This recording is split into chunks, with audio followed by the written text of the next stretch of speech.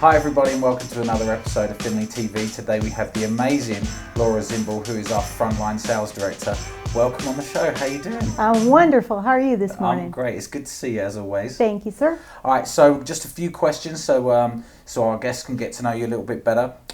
So we're going to always start at the beginning. Tell us a little bit about yourself, your background and how you grew up. Okay. Well, I was born in Ohio but moved to Arizona in the Valley when I was in high school.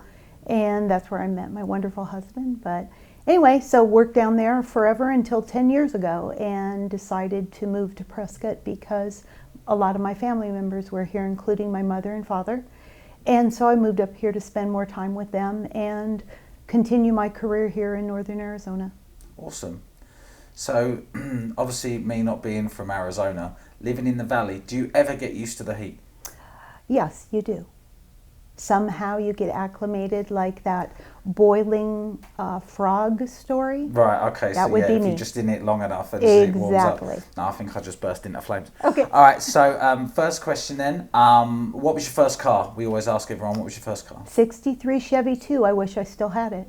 60, yeah, it'd probably be worth how much money now? Yeah, just a little bit. Yeah, I think when Jamal was on, he told us about his first car and I was looking it up. Yeah, and like a mint condition one's like 90 grand. Oh, yeah. Yeah, it's amazing. Yeah. So, are you a big car person? Are you into cars? Is that your thing? I love cars. Yeah, me too. Yeah. I like American cars though. I like the giant old American cars like the 60s and 70s, the giant ones. I think they should bring those back, but probably not for the gas mileage. But anyway, so what got you into the auto industry then? Oh, my first position was as a receptionist at a Toyota dealership in Scottsdale. Wow. And I always say that I didn't pick this industry, it picked me. Immediately I fell in love with it. I love the energy. I love the intrigue of helping guests find what they're were looking for, automotive-wise. I've always loved cars. I came from a automotive motor kind of family. My father built custom motorcycles until he passed away, which was just 3 years ago, and he continued to build custom motorcycles and custom cars until just before he passed away. So it's just always been in my blood. My son is a custom bike builder. My husband is the service director here. So we're car, automotive, motor fiends. Yeah, you're like the royal family of the automotive industry. Like it's just all the way through you. Yeah. All the way through. Excellent. All right, so what's been the most challenging part of your career? Oh. As in the step from, say, obviously I asked Jamal this and it was, going from, say, receptionist to service rider to service manager, service director, sales. What was like the biggest sort of step that you took? What was the most challenging thing? Well, in the time that I was moving through the automotive industry, females were not part of the hierarchy of a dealership. They weren't in management positions. They were always in support roles. That was just the way that it was. And so I was always looking for an opportunity to have an impact on not only the guests that I was serving, but also the team members that were part of the dealership. And I always believed that the environment would change, that I saw the world changing and I wanted to be part of that. So I made a decision to research the dealerships that were known to promote women, and aligned myself with one of those. Took a big demotion, let's say, to get into that organization with the idea of that investment. And it turned out to be wonderful. I quickly became their their corporate operations manager. Because they had 22 dealerships, but I always aspired to be a service manager, and there had never been a female service manager in a car dealership in the United States up until that point. Never? Never. Wow. And so it took some, let's say, salesmanship to talk to the owner about that, but after about 6 weeks of conversation, I let's call it inspired him to be the first dealer in the United States to have the first female service manager. And as soon as I lit that idea in his head, he immediately picked up the phone, called the manufacturer, and said, "Guess what I just did?" And that was the beginning of a whole new opportunity for me. And I've been so blessed throughout the process. But that was a challenge, obviously, in those days to be, a service manager of a dealership where there had not been a female before. And made no bones, I couldn't go out there and replace an engine, but that wasn't my role. My role was to inspire the technicians and the service advisors to be the very best that they could be, and embrace their role. And there's where the impact came in. So it changed the trajectory of my life, but also I've been blessed. I still mentor some of those people, and that was many, many, many years ago, and I still have contact with them to this day because of that impact that we had on one another. So very blessed. That's fantastic. So you were the first. Yes. You were the first. So you blazed the trail. Would you say you blazed the trail for females in the auto industry? Well, I hope that I, in some ways, did that. I was blessed to travel all over the United States after that position, and actually did seminars for females in dealerships to work in male-dominated environments to help them understand how to navigate this place that we had never been in before.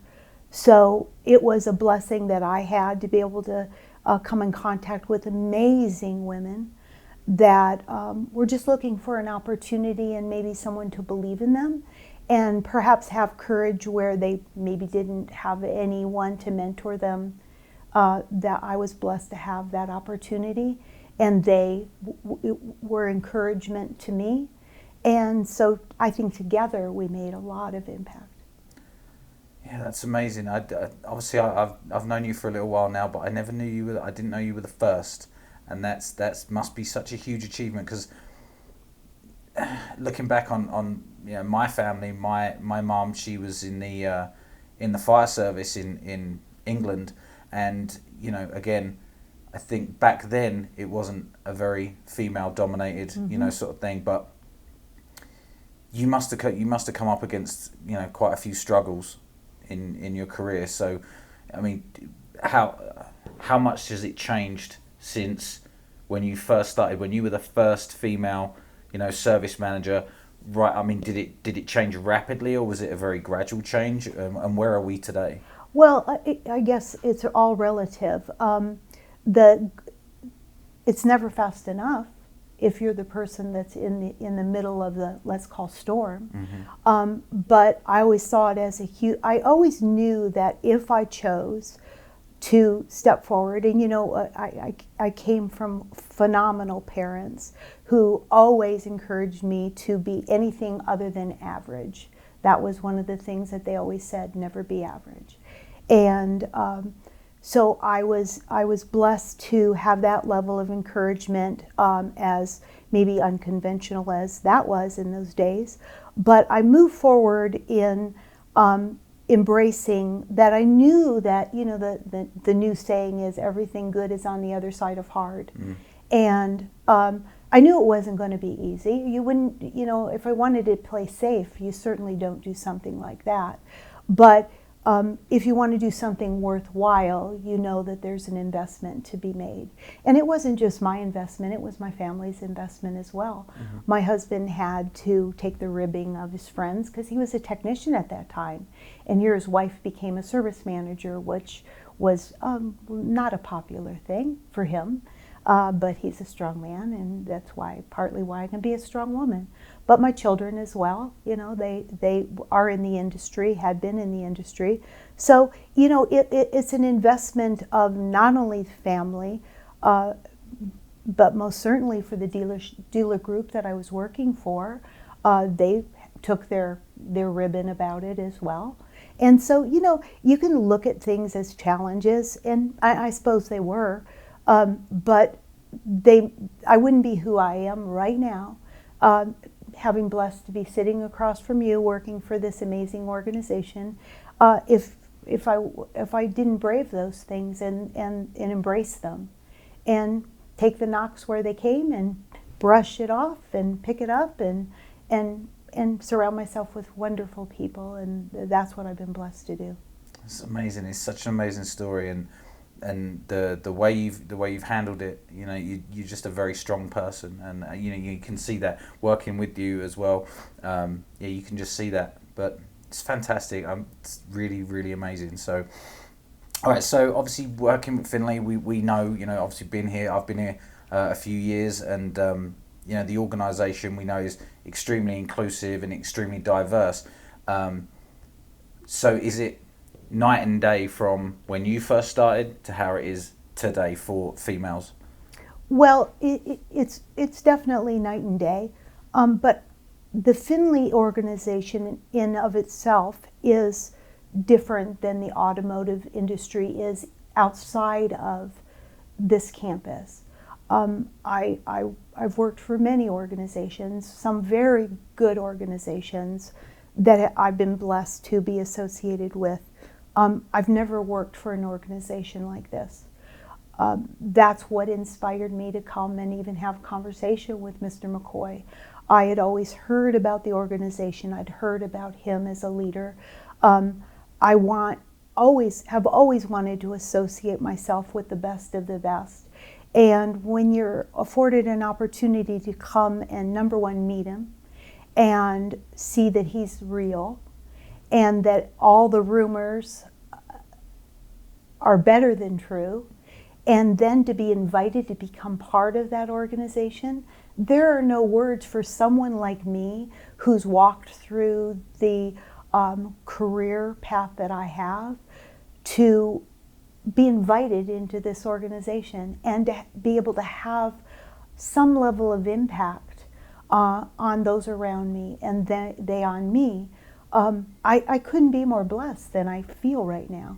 Yeah, I think that goes for a lot of people, especially who work here at Prescott with Mr. McCoy. Yeah. So it's very inspirational, and that, as I've said many times before, best job I've ever had. So I feel you on that one, and I'm just so happy that we've got such a good team here, mm-hmm. and the people are inspiring. Like for I'd say for 99.9% of the people who work here, it's not just a Monday 9 to 5 kind of deal.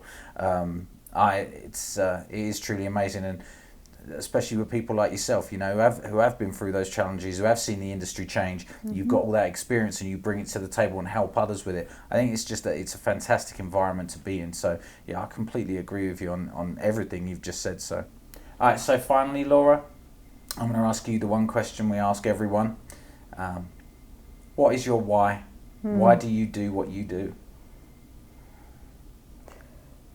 My why is to have the ability to somehow, in some measure, give back to this wonderful industry that's given me so much, my family so much. We have enjoyed our life because of this industry.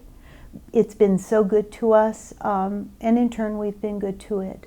But to be able to, at this stage of my life, be able to continue to contribute and maybe give back just a small part. There's no way I could ever give back everything that is given to me, but to be able to give back in some small measure, and maybe to give a hand up to somebody who maybe doesn't have the courage or doesn't see themselves in a place that perhaps they someday could have an impact on an industry that I hope to give them the encouragement that they may be able to do that. That's fantastic. Thanks for coming on the show. Really appreciate it. I know you're very busy, but thanks for sharing your story. It was truly inspirational. You've it's touched my heart, put it that way. So thanks for coming on. We really appreciate it. It's my blessing. Thank you.